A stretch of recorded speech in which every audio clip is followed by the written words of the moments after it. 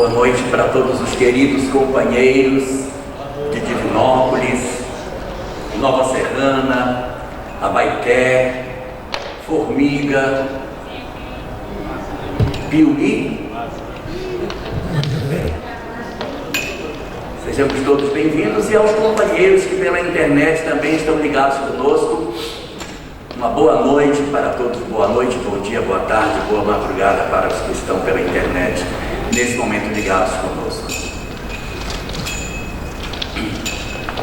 Nós muitas vezes, quando falamos de Jesus, nós temos muito a leitura de Jesus de Nazaré, ou seja, aquele singular homem que viveu na região da Palestina, o nosso Messias.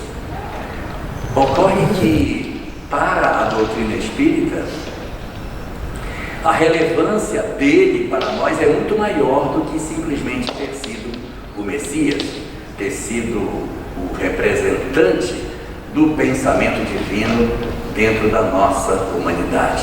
Por quê?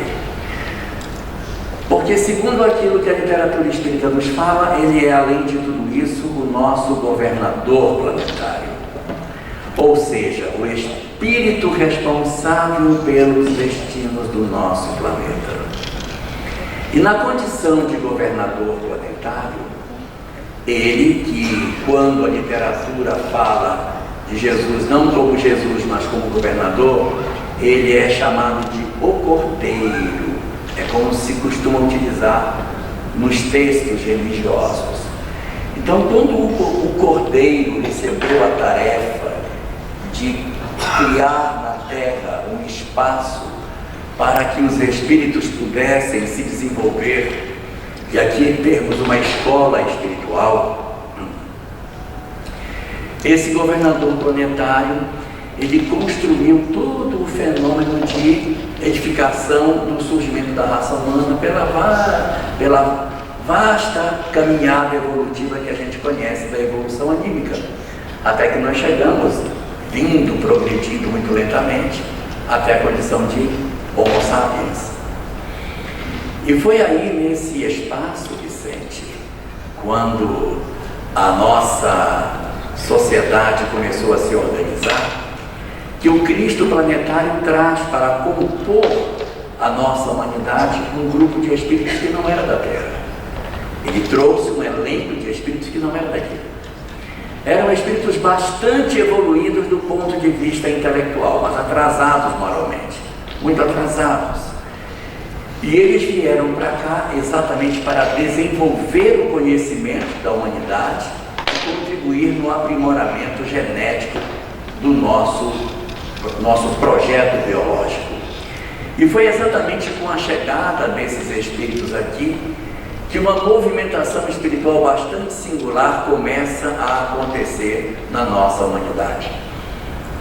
O Cristo planetário identifica a necessidade de que esses homens tenham um conhecimento espiritual, que eles não fiquem na Terra sem um saber espiritual. Porque já imaginou eles virem para cá e não terem nenhuma informação espiritual? Se eles já eram difíceis no mundo deles, imagina, Lohane, estando aqui e sem nenhum tipo de orientação espiritual. Seria péssimo, eles iriam se perder de vez. Então o que ele faz?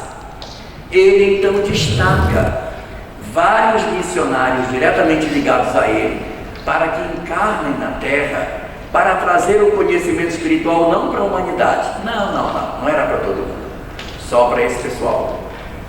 Era uma doutrina que vinha especificamente atender esses inteligentes mais atrasados, que conseguiam ter a mente desenvolvida, mas o coração ainda endurecido. O Cristo planetário então designa espíritos para que desçam à Terra para ensinar as verdades espirituais para esse grupo seleto de pessoas. E aí vem uma grande questão: como é que você vai ensinar as coisas só para um grupo e não para o outro, se você vai estar na Terra? Na hora que eles chegassem aqui para ensinar, os outros não iam ter como separar. Como é que eu ia separar os inteligentes, os já cultos, os espíritos já experientes dos iniciantes, que éramos nós. Como é que vai fazer para separar?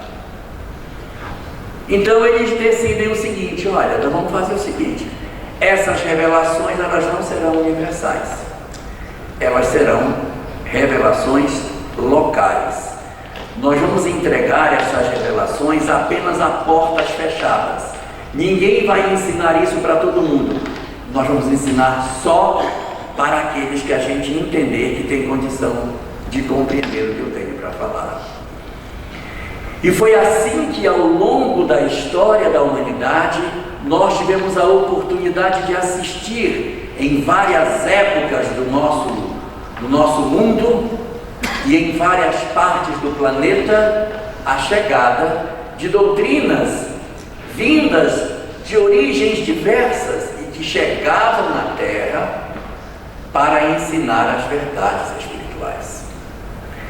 Aí nós vamos encontrar os Vedas, isso há 5.800 anos atrás, o Mahabharata, o Bhagavad Gita, a mensagem de Krishna, a mensagem de Buda, 600 anos antes do Cristo, a mensagem da Cabala, a mensagem de Pitágoras, de Hermes Trismegisto no Egito, de Orfeu na Grécia Antiga, de Sócrates e Platão também na Grécia, os conhecimentos da Cabala apresentados dentro do povo hebreu, ou seja, eram conhecimentos sempre secretos.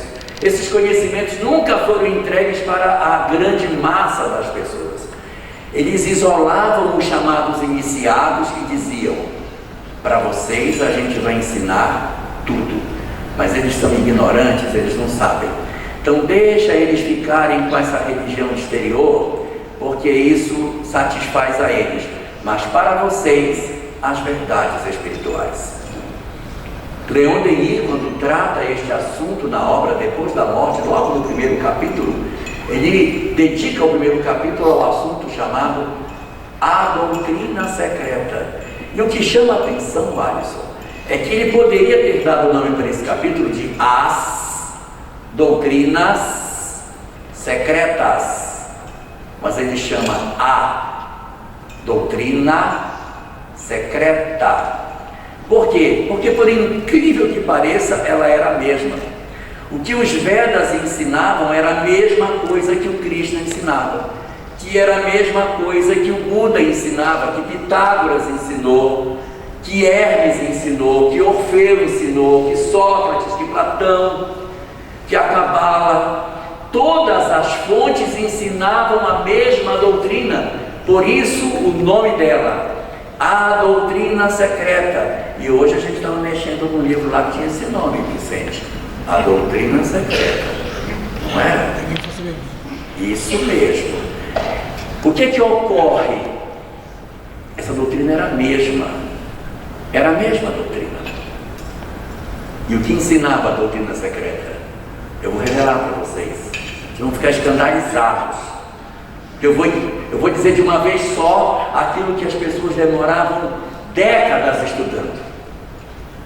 A doutrina secreta ensinava: Deus é único. Olha que legal, só existe um Deus, não tem vários. O homem é dotado de uma parte espiritual que não morre, que sobrevive.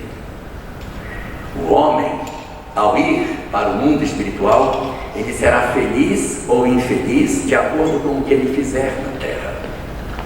Por isso, existe um código de conduta que precisa ser vivido. Você precisa viver esse código de conduta para que você seja feliz. Todas as religiões têm a história de um julgamento após a morte, uma balança que é pesado e tal, que é exatamente o reflexo da doutrina secreta.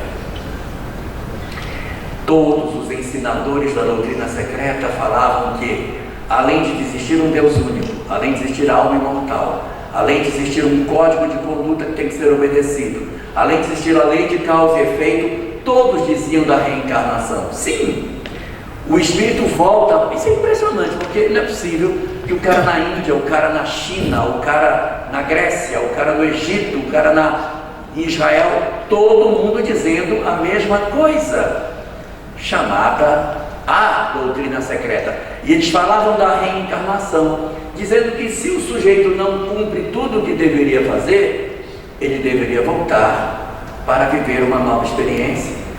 E se preciso mais uma? E se precisar mais uma? E se precisar mais 10? E se precisar mais 20? Até aprender.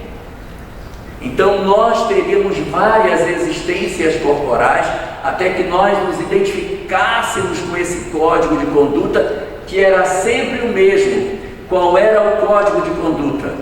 Que nós temos que amar ao próximo como a nós mesmos, que nós temos que amar os nossos inimigos, que nós temos que nos desprender dos bens terrenos, que nós temos que procurar superar a nossa pequenez, vivendo de maneira extraordinária os valores do Espírito.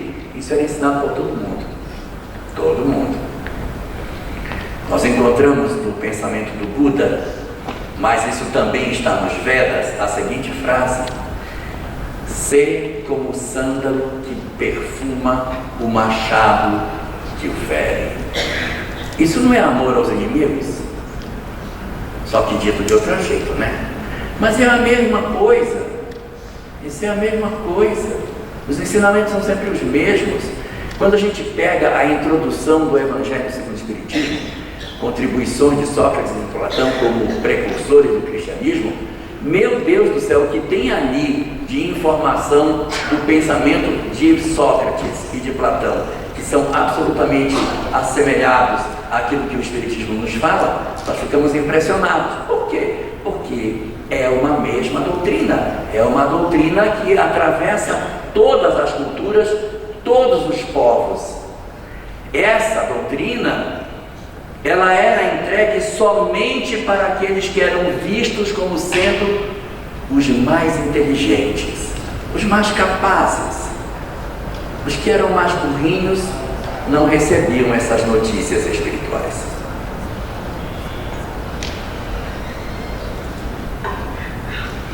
Os que eram mais burrinhos aprendiam que existiam vários deuses, aprendiam que os deuses tinham formas humanas, que Deus se vingava, tinha raiva, tinha ira, preferia uns em detrimento de outros. Então havia muitas coisas esquisitas, ensinavam o culto exterior, que você tinha que fazer coisas externas para que você agradasse a divindade. E assim nós passamos um tempo bastante longo estudando a chamada doutrina secreta, os seus ensinamentos. Dentro do hinduísmo, os conhecimentos da doutrina secreta são chamados pelos hindus de Sanatana Dharma. Dharma, conhecimento. Sanatana, imortal, que nunca vai mudar, que nunca vai passar.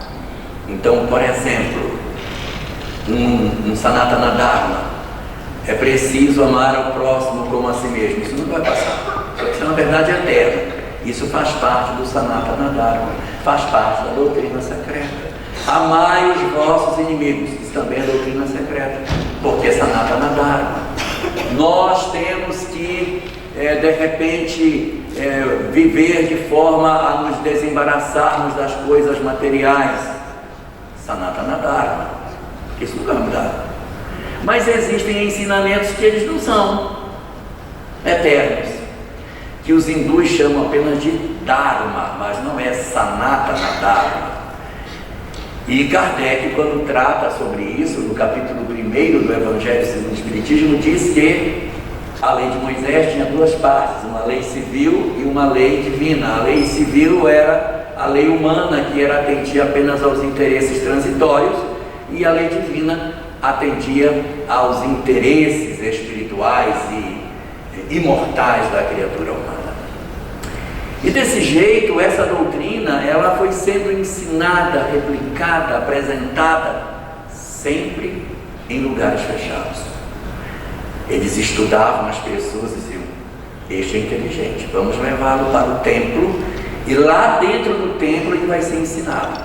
E ali eles analisavam as pessoas para verificar se podiam ou não dar os ensinamentos. Tinha vários graus. Você ia se aprofundando, eles iam entregando. Quanto melhor você correspondia a aquele conhecimento ia sendo dado.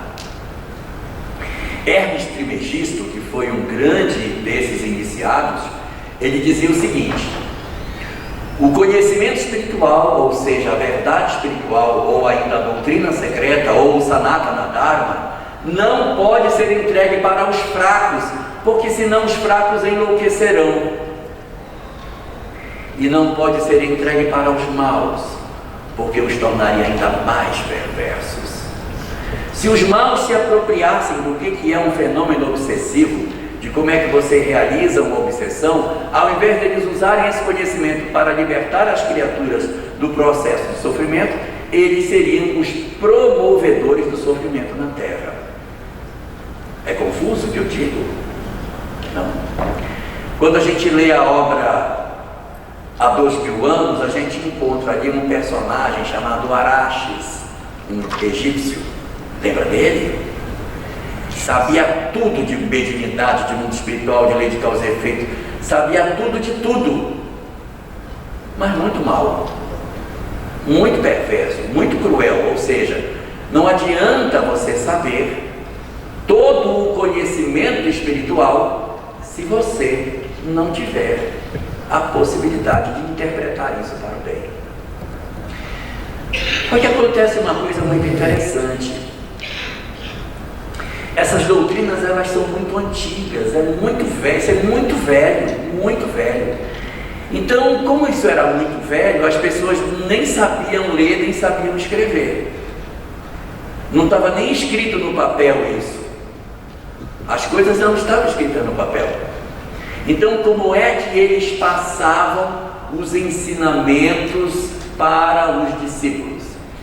Se não podia colocar no papel porque ninguém sabia ler, como é que eu ia ensinar as pessoas as coisas?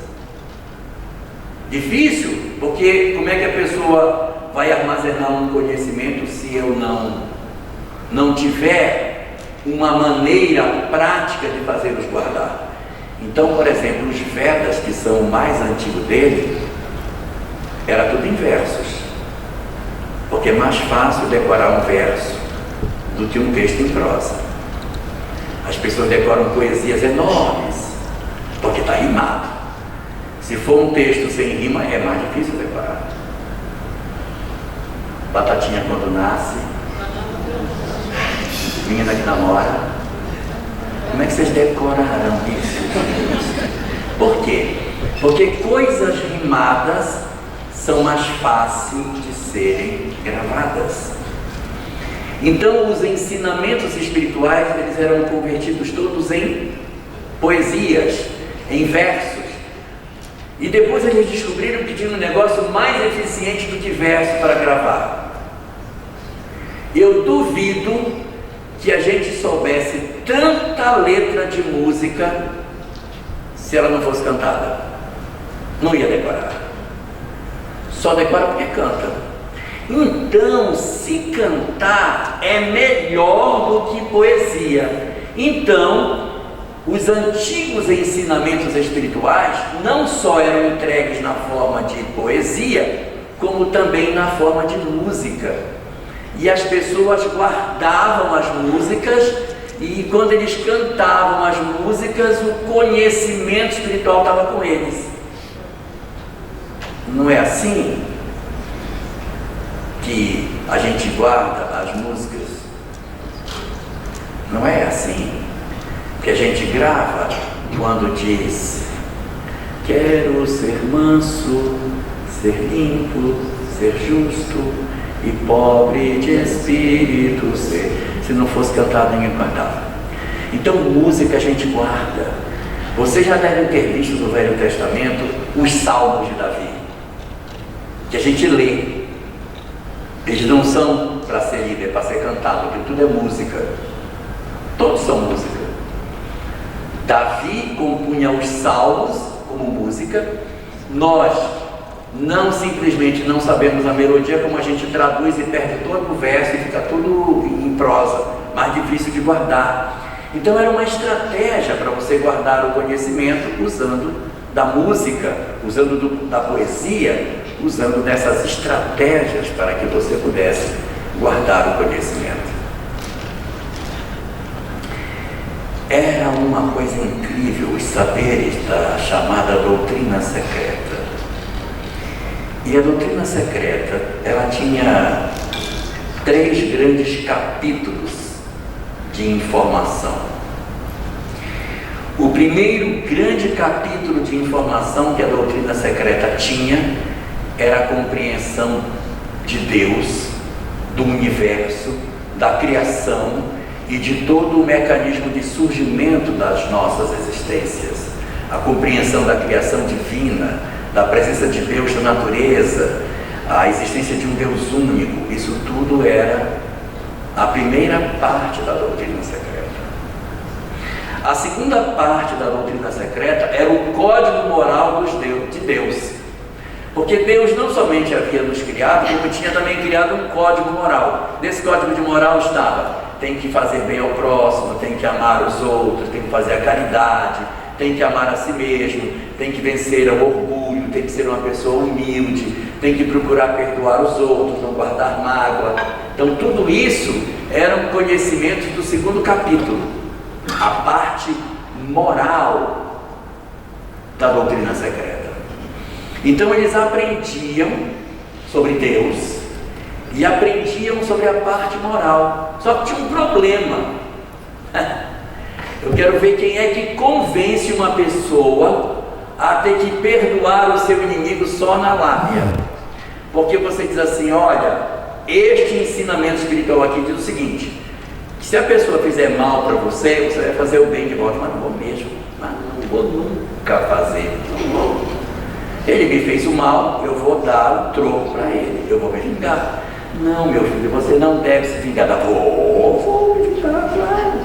Ele não fez, então agora eu vou dar um troco para ele também. É muito difícil você ensinar a parte moral do Sanatana Dharma para as pessoas, porque o indivíduo tem que se convencer de uma coisa que nem sempre ele está desejoso de se convencer. Por isso, a parte moral dessas doutrinas, a chamada doutrina secreta, ela sempre foi entregue junto com a parte técnica. Pode pegar. Se você pegar os Vedas, pegar o Bhagavad Gita, pegar o Tripitaka do Buda, os corpos herméticos de Hermes Trismegisto, os cantos órficos de Orfeu, a doutrina de Pitágoras, se você estudar a Cabala, qualquer uma que você estudar, o ensinamento moral vem grudado com o ensinamento espiritual. Ele diz: você tem que perdoar o seu inimigo, porque senão você reencarna junto com ele. Deu para entender? Nunca se ensinou a moral desconectada do aspecto espiritual, porque senão não convence, gente.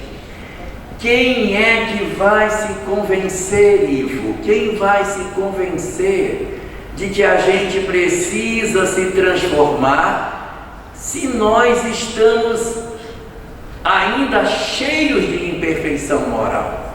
Não tem como. Então, Buda, Krishna, Sócrates, Platão, todo mundo ensinava: você tem que fazer o bem, porque senão acontece isso aqui, ó. É lei de causa e efeito casada com o ensinamento moral, para que a pessoa consiga entender a verdade. E isso nunca foi separado em lugar nenhum.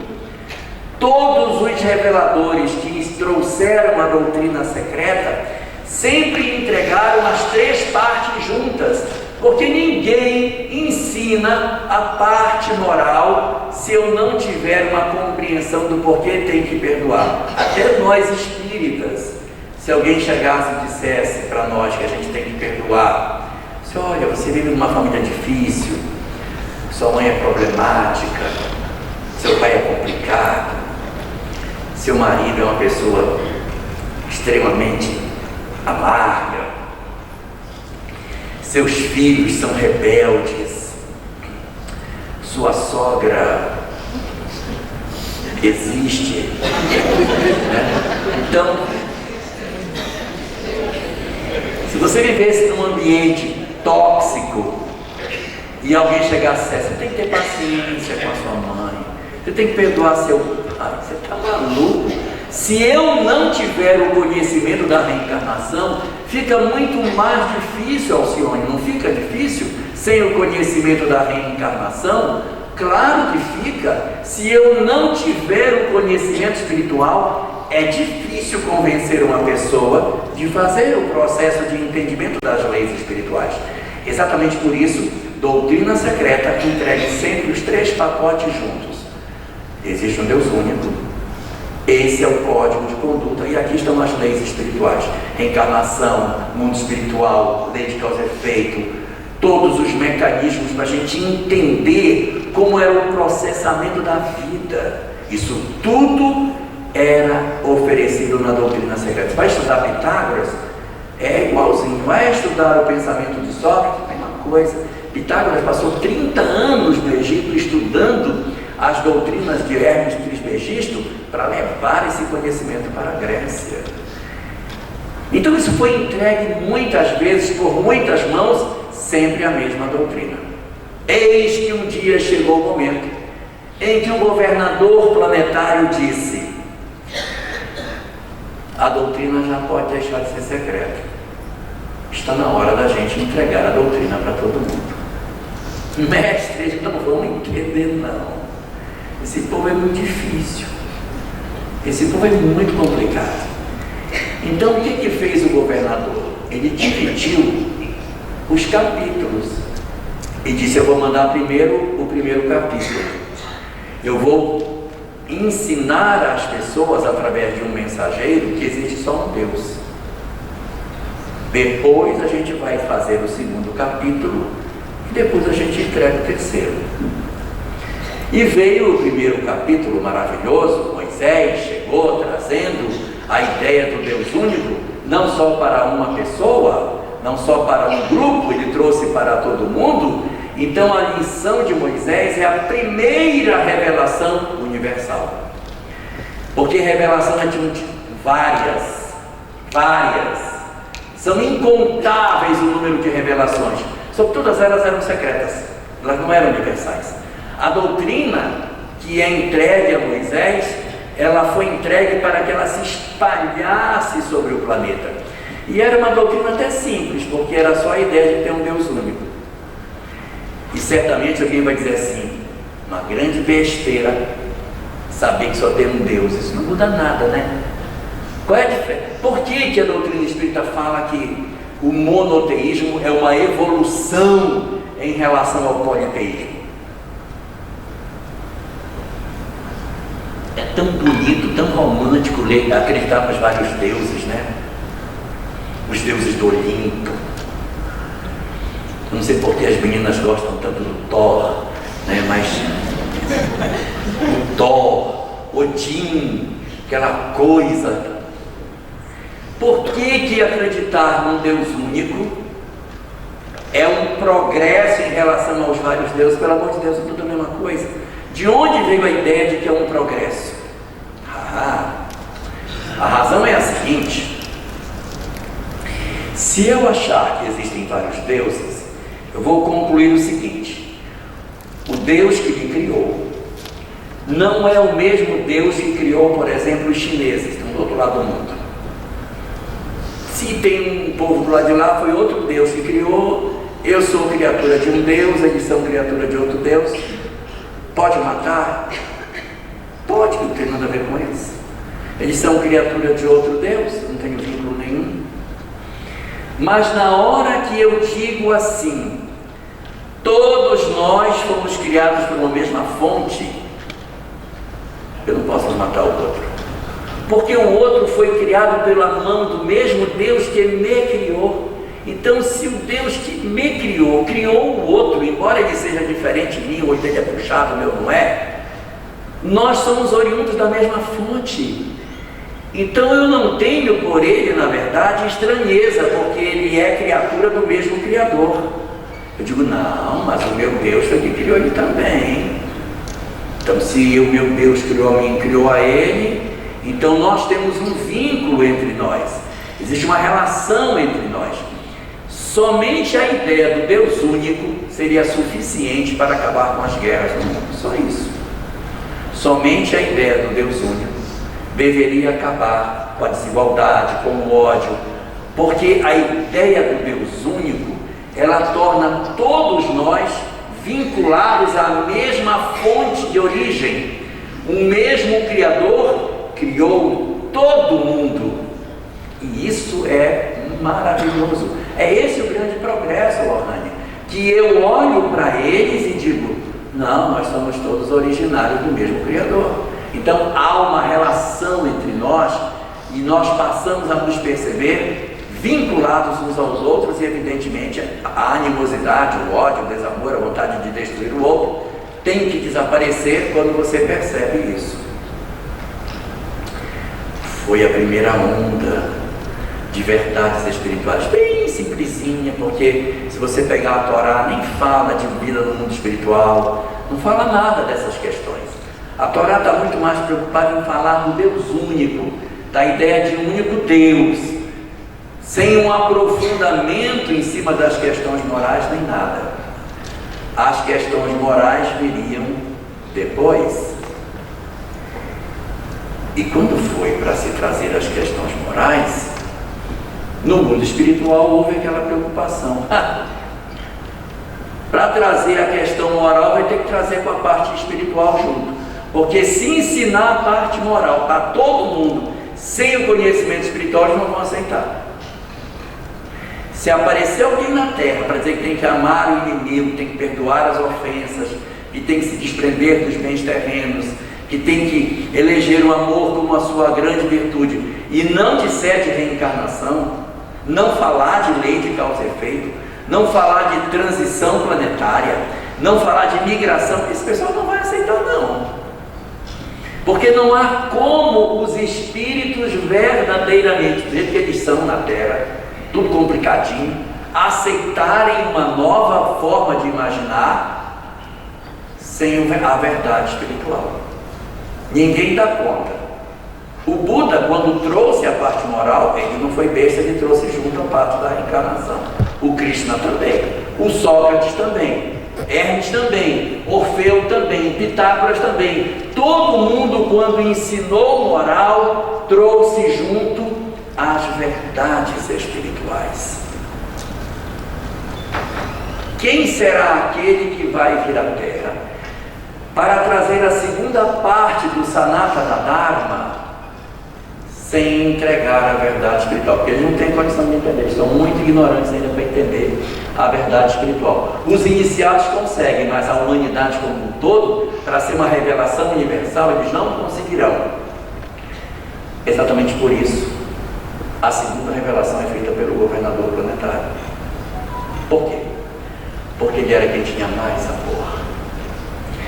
Então, como foi que o governador planetário, encarnando como Jesus, ele trouxe o segundo capítulo da verdade secreta sem precisar das verdades espirituais? Porque amava demais. A intensidade do amor que o Cristo entregou quando esteve conosco foi de tal maneira intensa que mesmo sem as verdades espirituais as pessoas se convenceram que tinham que amar os inimigos, porque há uma grande mudança entre o pensamento de Moisés e o pensamento de Jesus. Moisés, quando veio, trouxe mandamentos. O que é mandamento? Mandamento é mandamento.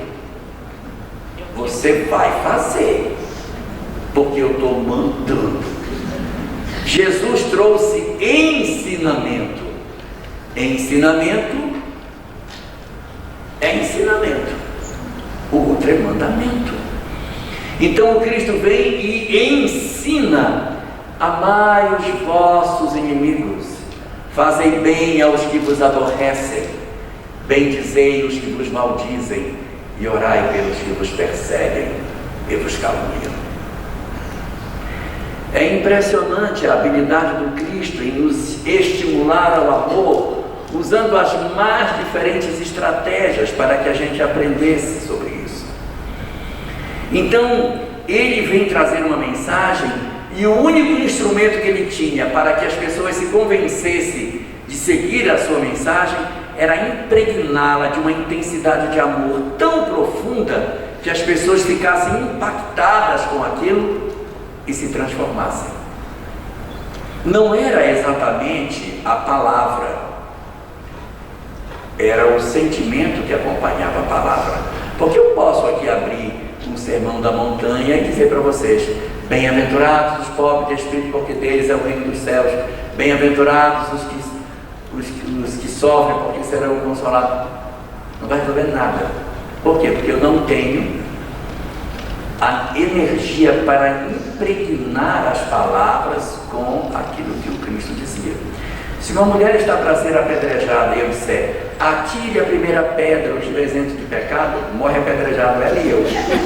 Por quê? Porque o que importa não é exatamente a fala, mas é a intensidade de amor que foi colocado na fala. É isso que fez com que a mensagem de Jesus fosse tão espetacular. Ela era tão fantástica que ela produziu um despertar imenso de espíritos da terra. Todos os outros que passaram também despertaram, não é novidade. Quando Krishna passou, despertou muita gente. Quando o Buda passou, despertou. Todo mundo que passou, despertou. Mas quando Jesus veio, despertou muito mais gente. E eu provo. Quando Jesus vem, ele traz uma mensagem tão impactante, ele traz uma coisa tão impressionante. É tanta gente que acorda para o amor, são tantos os espíritos que se transformam e que decidem eleger o bem como referência para as suas vidas. É tanta alma que, ao se despertar, permite com que elas sigam para outros ambientes espirituais e não mais a terra. Ou seja, a revoada de espíritos é tão grande quando isso acontece que só sobrou nós. O mundo entrou na Idade Média. Foi tão impressionante o que Jesus fez que saiu tanta gente boa que a gente entrou na Idade Média. Se vocês bem lembrarem, a Idade Média é o período em que tudo é esquecido. A gente não sabe mais pintar, não sabe mais esculpir, não sabe mais escrever. A gente só sabe perseguir os outros, criar confusão, ser intolerante, botar na fogueira, criar briga, guerra, cruzada. É um período de muita mediocridade. Aí a gente diz assim: ué, então a humanidade andou para trás? Não, é como se fosse numa sala de aula que no meio do ano dissesse: olha, todo mundo que tirou acima de 6 está aprovado, pode ir embora, vai para casa. Vou ficar só com a galera abaixo de 6. É lógico que a nota da turma vai cair, porque todo mundo está de recuperação, não tem como. Se eu tirar os melhores alunos da turma, a média da turma vai cair. Estou errado, Vicente? Está certíssimo. Estou certíssimo. Você tira a média no elenco de alunos onde você tirou os melhores, é lógico que a nota cai. Então dá a sensação de que a Terra andou para trás. A Terra não regrediu. Os melhores saíram e só ficou a creatinina. Ficou só a borra, foi o que ficou. Sabe aquele café que a gente passa e depois passa de novo? É esse que somos nós. Então, por quê? Porque nós, em nome do amor, o que nós fizemos com a mensagem do amor? A mensagem do amor se tornou uma mensagem de perseguição. Nós usamos a mensagem de Jesus para produzir uma guerra, cruzadas. É a coisa mais esquizofrênica que existe. Eu tirar uma espada e dizer para o outro: em nome de Jesus, eu te mato, vem cá. E nós fizemos. Nós tocamos fogo nos outros e achamos bonito. Nós criamos calabouços de tortura. Nós matamos centenas, milhares de pessoas nos calabouços, em processos de perseguição. E a gente fica tranquilo para falar, porque a gente não está falando de outras pessoas, estamos falando de nós mesmos, em outras existências. A gente está aqui porque estava lá fazendo isso e agora está do lado de cá, tentando recuperar o tempo perdido. Então, essa mensagem, ela era uma mensagem maravilhosa. E o Cristo não poderia ter entregue a terceira parte. Porque a terceira parte exigiria um conhecimento técnico que a gente ainda não possuía. A gente ainda não tinha a capacidade de entender os princípios espirituais. Então, no último diálogo de Jesus com os discípulos, ele disse: olha, eu tenho muita coisa para dizer para vocês, mas vocês não suportariam. Mas, no futuro, meu Pai enviará um Consolador que vos fará relembrar tudo quanto vos tenho dito, vos ensinará todas as coisas. O Consolador prometido. O Consolador prometido traria a terceira parte do Sanatana Dharma.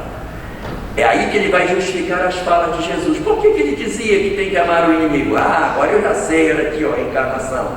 Então, a revelação terceira, universal, ela vai fazer o suporte da mensagem de Jesus. Ela vai justificar por que o Cristo dizia aquilo. De onde ele tirou essa ideia de que bem-aventurados são os que sofrem porque serão consolados? Não é não, quem sofre, sofre mesmo. Tal. Que consolação é essa? Vamos estudar. Então, se você tomar as verdades espirituais que a terceira onda de revelação universal trouxe, você volta lá atrás e diz: agora eu entendi Jesus, agora eu compreendi. Por quê? Porque a terceira revelação, ela vinha completar o ensinamento completo da doutrina secreta. Ela vinha entregar a integridade do Sanatana Dharma. Agora se poderia entender o que o Krishna, o que o Buda, o que Sócrates, o que Platão, Orfeu, todos esses homens haviam trazido para nós. Porque eu ia agora completar o ensinamento. Eu já sabia que Deus era único, eu já sabia o código de conduta, e agora a última onda de revelação universal quebraria as algemas da humanidade e entregaria as verdades por inteiro para todos nós. Quando Leon Denis trabalha a questão da mensagem de Jesus, lá no livro Depois da Morte, ainda no capítulo 1, ele diz: quando a mensagem de Jesus vem à Terra, é o momento no qual a doutrina secreta, a parte moral da doutrina secreta, sai de dentro dos locais, dos templos escondidos, e é oferecida para todas as pessoas.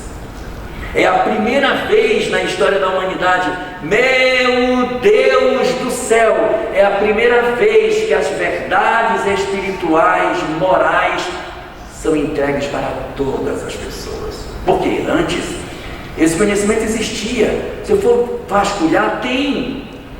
Mas esse conhecimento estava escondido dentro dos templos, não estava entregue para todo mundo. Jesus vem falar para todas as pessoas.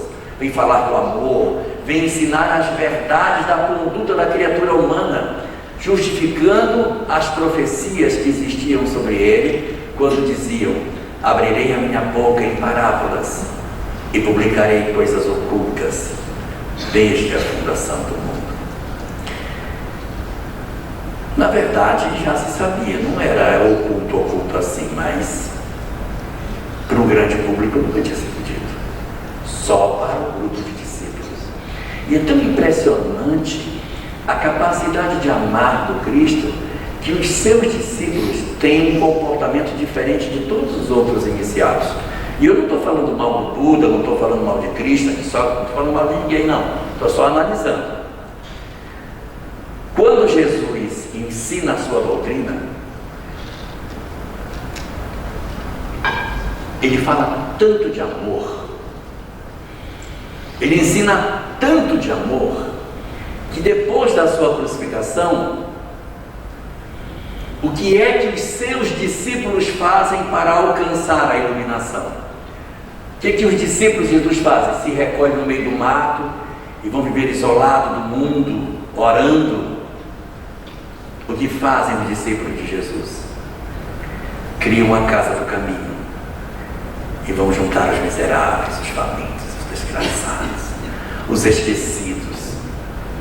Porque a impregnação de amor foi tão grande que eles entenderam que a única forma que a criatura humana tem de se sublimar é através do outro. E isso é lindo, Porque os outros iluminados, quando estiveram por aqui, ensinaram as mesmas coisas, mas os seus discípulos se recolheram nos mosteiros para buscar a iluminação, para alcançar o nirvana, o samadhi, o que quer que seja, de acordo com a doutrina, um nome diferente para o mecanismo da iluminação. O Buda dizia nirvana, a iluminação. Krishna falava de samadhi.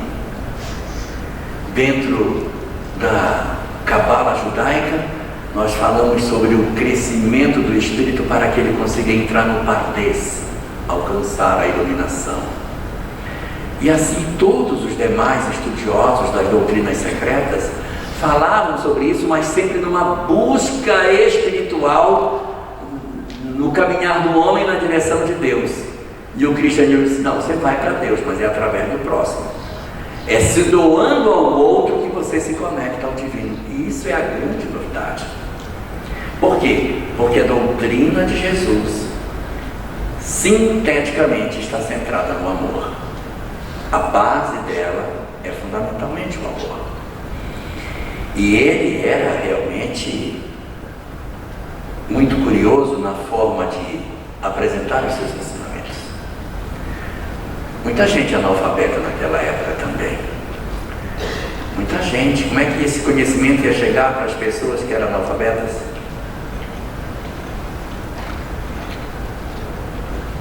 Jesus podia ter escolhido fazer versos, né? Quando ama o inimigo que está na sua frente, o Senhor permanece contigo e te dá a condição crescente. Não, mas ele não fez, né? Não é assim. Não fez música, Jesus não fez música. Então ele não usou a técnica que os Vedas e que o Mahabharata, o Bhagavad Gita usou, que era versos, cânticos, Upanishads, Aranyakas, nada disso. Não, ele não usou essa estratégia. Não foi isso que ele utilizou. O Cristo utilizou uma outra forma de apresentar a sua mensagem. E isso estava nas profecias sobre ele.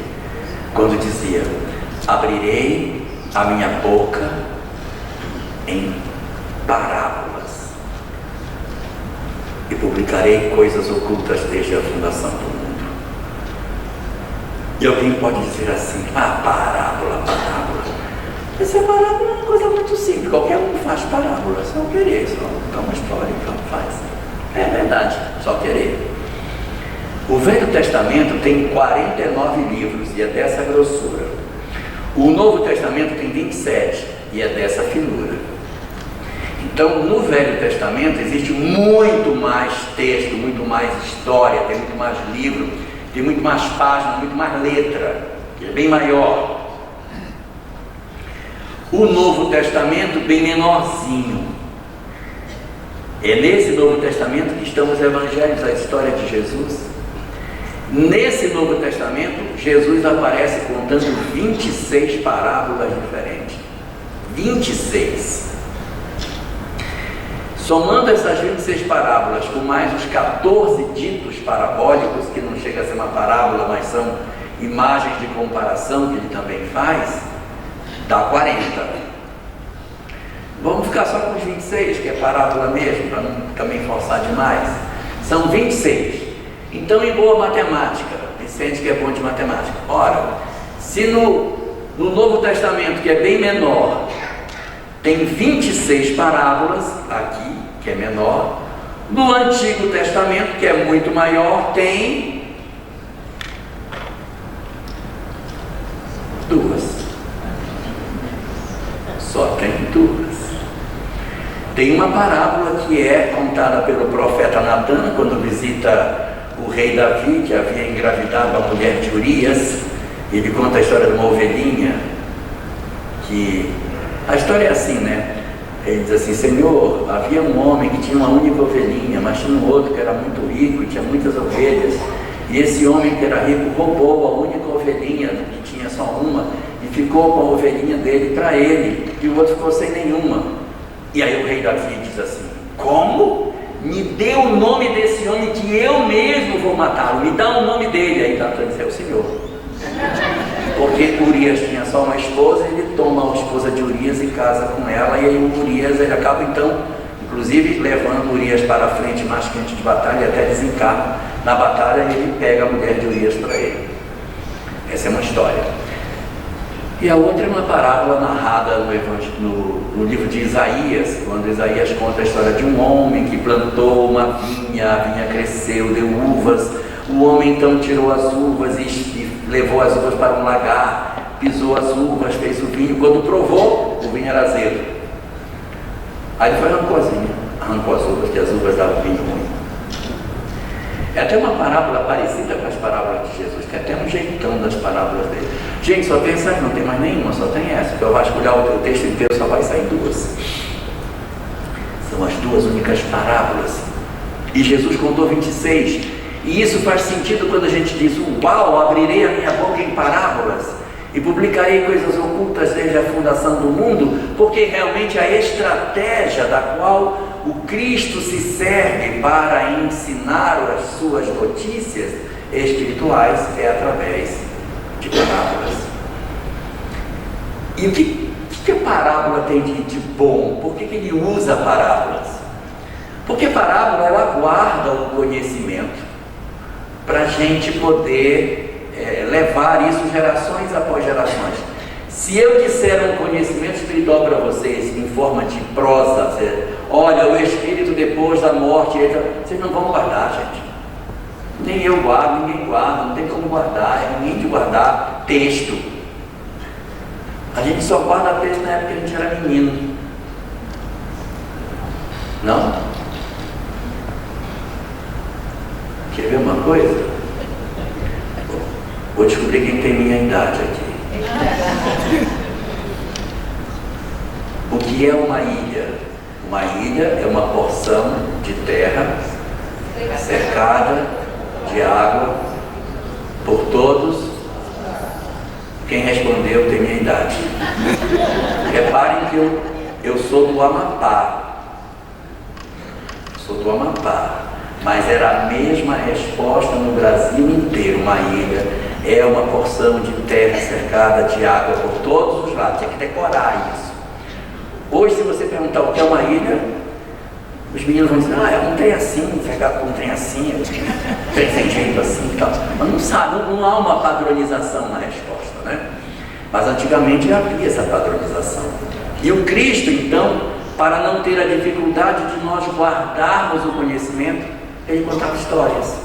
Porque as histórias, elas guardam dentro delas o ensinamento que, sendo repetido, ele vai permitindo com que aquela história passe para frente. Então veja, naquelas regiões onde as pessoas viajavam, caminhavam, paravam nas tendas, aí eu dizia: vou contar uma história para vocês. Eu vou contar uma história.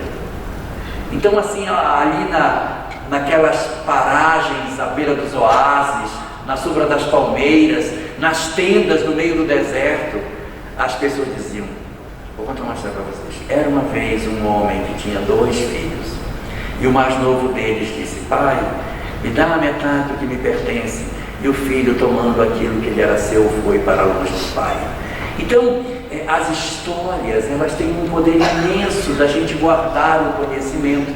E as histórias, elas eram contadas, e na literalidade da história já estava um conhecimento muito bom. Só a história pela história já é bom. Só a história pela história. Um samaritano que passou, catou o suíte na beira da estrada, levou e tal. Só a história, na literalidade dela, já é legal. Imagine quando você, amadurecido, relê a mesma história e diz: e se tudo forem símbolos?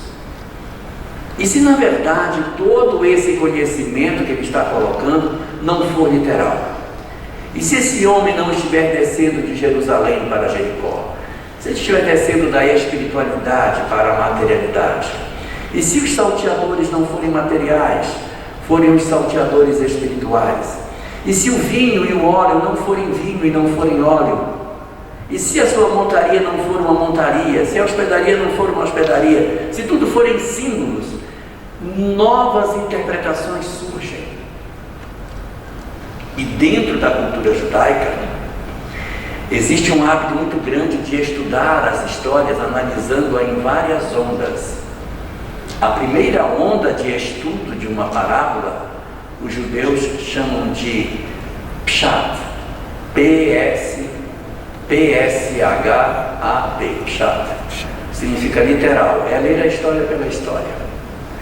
Uma segunda onda de leitura chama-se Remes, que é ler a história olhando os símbolos que a história tem.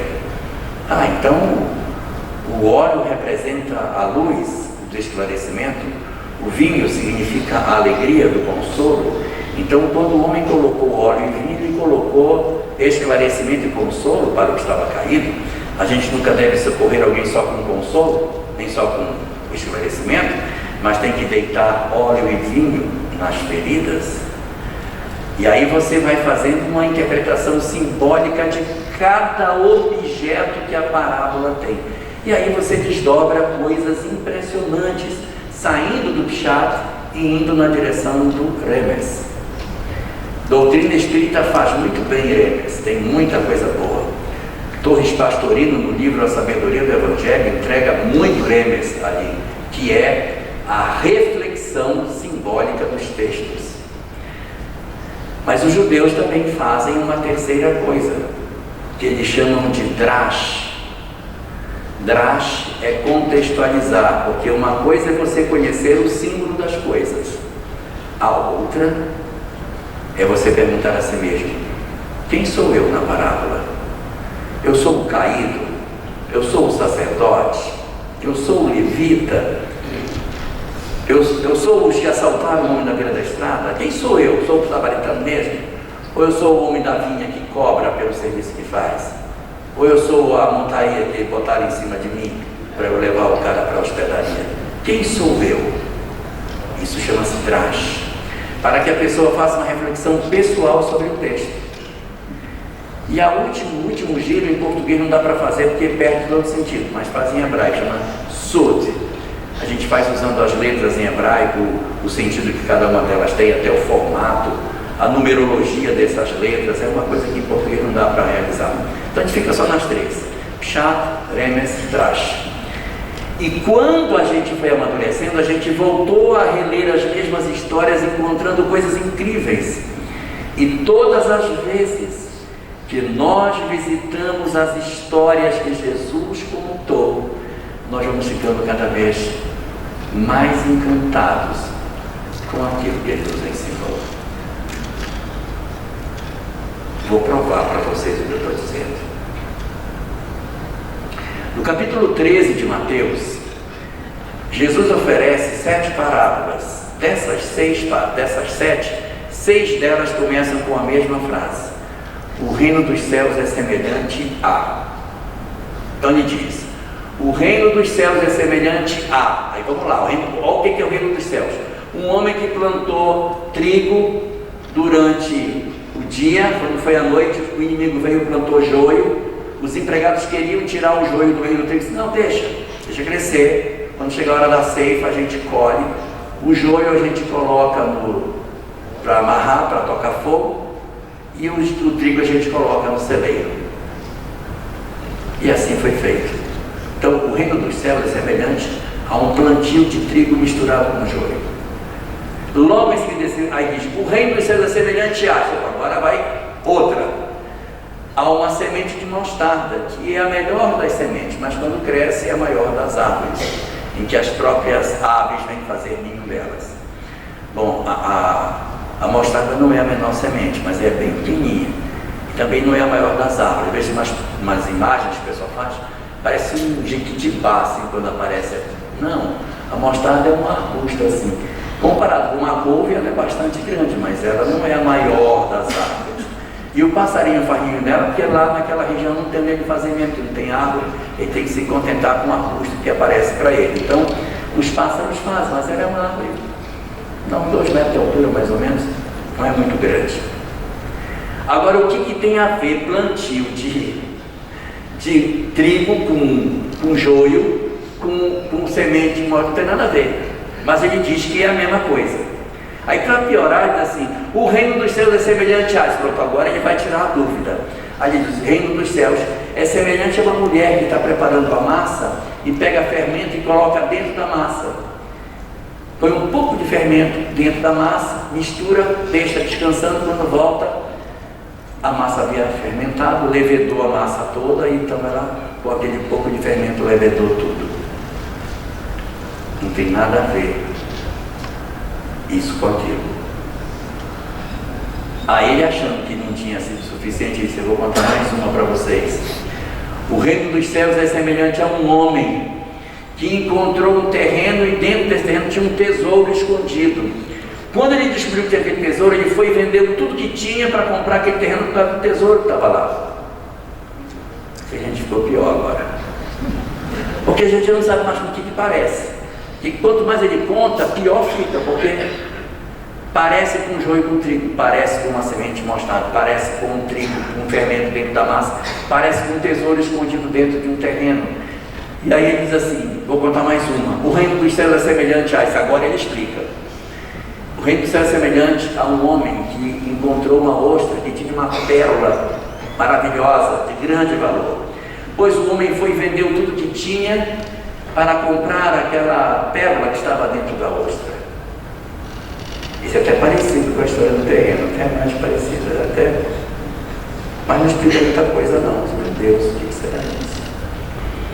Aí, para terminar, ele conta a sexta. Ele diz: o reino dos céus é semelhante a uma pescaria, em que os homens jogaram as redes no mar para tirar os peixes que estavam dentro do mar. E quando tiraram os peixes, vieram peixes bons e peixes ruins.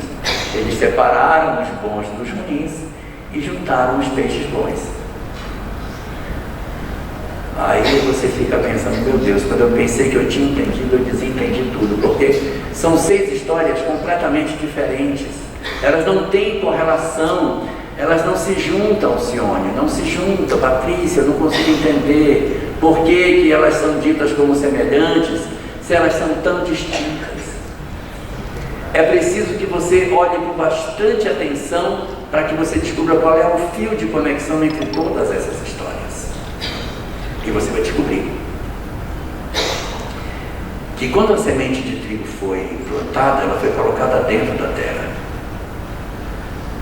Quando o grão de mostarda foi semeado, ele foi colocado dentro da terra. O fermento foi colocado dentro da massa. O tesouro estava dentro da terra. A pérola estava dentro da ostra. Os peixes estavam dentro do mar. Então o reino dos céus está dentro de vós. O que ele quer dizer é que o reino dos céus está dentro de nós. A preocupação do Cristo era em nos ensinar a necessidade do amor. Só que olha a misericórdia que ele tem. Ele não joga um conhecimento de uma vez na nossa cabeça. Ele joga as parábolas e diz: à medida que eles forem amadurecendo, eles vão voltando no mesmo conteúdo, eles vão desdobrando novos saberes da mesma história. Porque se ele fosse alguém que tivesse pressa, ele jogava a mensagem de uma vez, buf, na cabeça de todo mundo. Mas ninguém está pronto para receber. Então vou fazer o seguinte: vou contar uma história, vocês vão receber a história, e essa história vai ser capaz de mudar a vida de vocês na medida que vocês forem amadurecendo. Eu vou amadurecendo, Eurípides. Aí a mesma história que eu lia há anos atrás, eu agora leio assim: olha o que eu enxergo agora aqui. Eu não via isso antes, agora eu vejo diferente. Então nós vamos nos apropriando disso e vamos cada vez mais descobrindo novos desdobramentos desses mesmos ensinamentos, porque as parábolas do Cristo, no fundo, a grande essência que elas têm é nos ensinar a necessidade do amor, porque o foco da mensagem de Jesus era a entrega da parte moral da lei divina. O que ele queria entregar da chamada doutrina secreta era a parte moral. Então ele carrega nos aspectos emocionais. É diferente do pensamento de Cristo, de Buda, que é uma doutrina mais robusta, mais complexa. A doutrina de Jesus você consegue ensinar rapidinho. Qual é a doutrina dele? Deus é nosso Pai, o amor é a regra de conduta para tudo e a imortalidade da alma é uma verdade. Ponto, acabou. O resto é detalhe. Se você pegar essas três, você vai muito bem na mensagem de Jesus. Não é como, por exemplo, a do Cristo, que não, mas aí o homem sábio é assim, o homem não sábio é assim, porque tem a gradação do yoga, o yoga, isso, o yoga. Meu Deus, é tanta classificação que tem dentro do Bhagavad Gita, é tanta informação que tem. Você não consegue resumir, é muita coisa. A Cabala, então, são 40 anos estudando para poder entender a Cabala. Jesus é tão rapidinho, porque o ensinamento dele é um ensinamento moral. E esse ensinamento moral não é um ensinamento para fazer de nós modelos para a humanidade. É para que a gente viva esse amor nas nossas relações mais simples do cotidiano. Aquele de nós que ainda não entendeu o que é no cotidiano que a gente vive a mensagem de Jesus, não compreendeu a mensagem dele. A mensagem dele não é, Paula, não é um processo de busca de uma verdade para que eu seja visto pelos homens. Não é. É para que a gente faça a vivência desse conteúdo no lugar onde ninguém nos vê, dentro do lar. Aonde eu vou medir a minha verdadeira essência de crescimento? Na minha relação com a minha mãe, na minha relação dentro de casa. É nos aspectos onde ninguém nota, é onde está o verdadeiro exercício das verdades espirituais. Não é no movimento espírita que estão as maiores capacidades nossas de transformação das nossas vidas. Participar do movimento espírita é muito interessante, porque a gente estuda em grupo, aprende em grupo, se desenvolve, tem a chance de fazer as coisas coletivamente. Mas o espaço onde nós nos desenvolvemos espiritualmente não é no movimento espírita, é dentro de casa, é dentro de casa.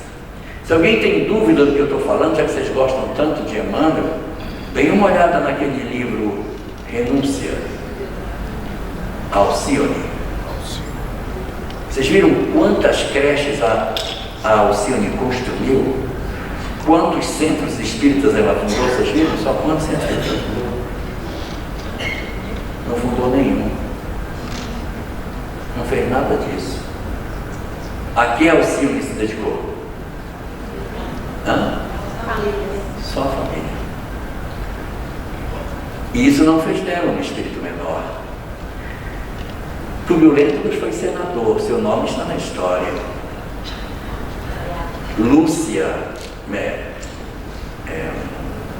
Célia Lúcius também está na história, ela é Santa Marina. Paulo de Tarso está na história, mas Alcione não está na história. Seu nome não está na história porque ela não fez coisas que o mundo viu.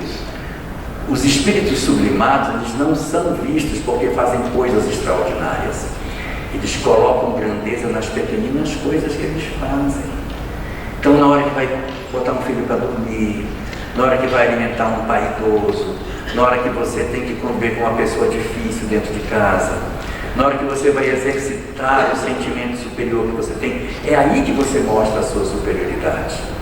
Não é porque você consegue dizer de cabeça todas as questões do Livro dos Espíritos. Isso não vai pesar tanto assim. O que vai pesar é o que eu sinto de amor. É eu aceitar o outro do jeito que o outro é, eu entender as pessoas, é eu entender a minha vida, compreender o meu lar. Então o Cristo nos entrega uma mensagem moral e nos emprega nessa mensagem uma intensidade incrível. E depois a doutrina espírita vem e diz: agora eu vou decifrar para ti, para você entender por que essa mensagem ela era tão importante de ser entregue para todos nós. A gente vai descobrir a essência dessa mensagem no cotidiano das nossas vidas. Então eu vou visitar as mesmas parábolas, os mesmos ensinamentos, mas com um olhar mais maduro e digo: olha esse detalhe, eu nunca tinha visto isso aqui. E a gente vai cada vez mais se emocionando com o conhecimento já sabido, mas agora reinterpretado, porque esse é o verdadeiro propósito da mensagem que o Cristo nos deixou.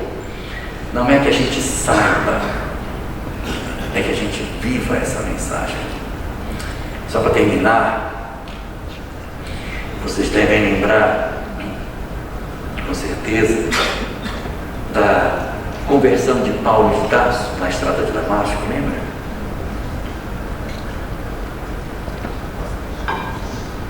Diz o texto, tanto do Atos dos Apóstolos, capítulo 9, como o livro Paulo e Estevão, que no momento da conversão, Saulo de Tarso teria dito: Senhor, o que tu queres que eu faça? E o Senhor lhe respondeu: entra na cidade, que te será dito o que haveis de fazer. Ele foi para a cidade, e até hoje ninguém disse para ele o que era para fazer. Sabe por quê? Porque o Paulo de Tarso parece muito com a gente. A gente se converte e diz assim: o que é que eu tenho que fazer? Como se o objetivo da vida fosse fazer.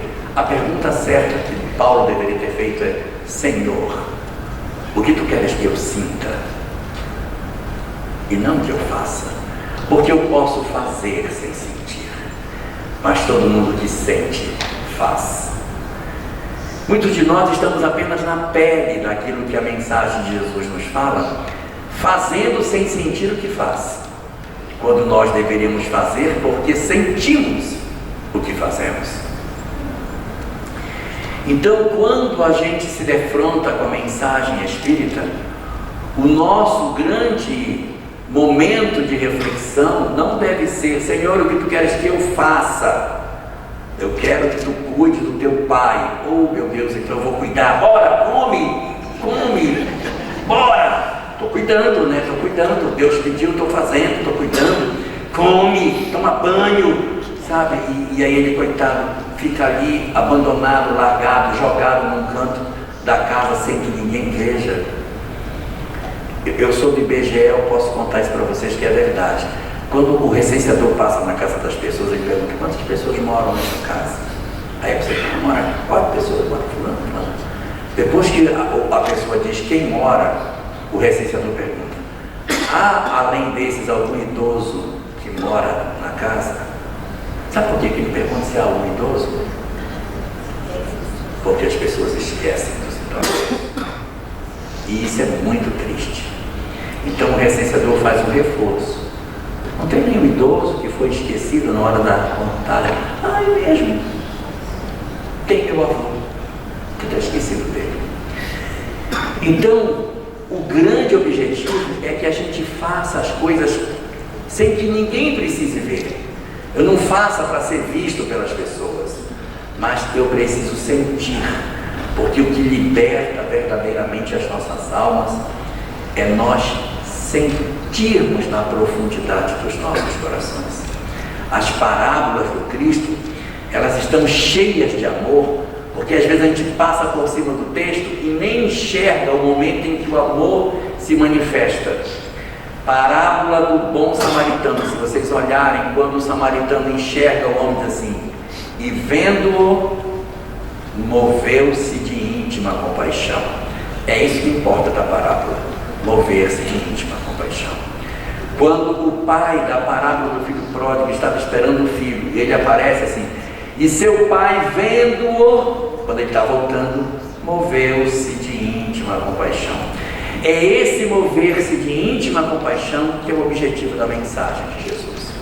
As parábolas do amor são, na verdade, histórias para despertar em nós a imperiosa necessidade de nós descobrirmos que somos capazes de amar, sim, na condição que a gente tem. E aqui fica o grande convite para que a gente faça um propósito conosco mesmo, de eleger as nossas famílias como a grande prioridade das nossas existências. Ainda que a gente não consiga salvar o outro que envolveu-se nas drogas, que decidiu abandonar o casamento, que decidiu sair de casa para viver uma vida dissoluta, ainda que eu não consiga resgatar o outro, que eu resgate a mim mesmo, da indiferença, da mágoa, do desamor e do ódio, porque eu tenho que salvar a mim da minha condição de infelicidade.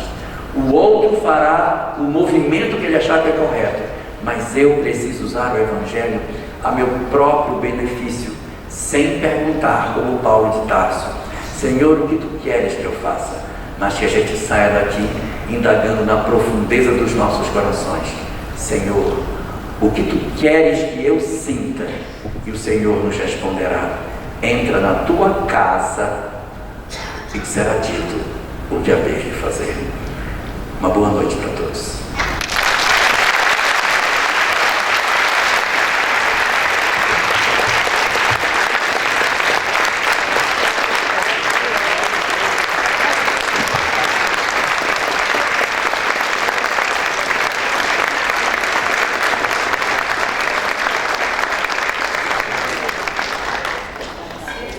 Nós agradecemos ao Jorge por este momento aqui conosco. Denise.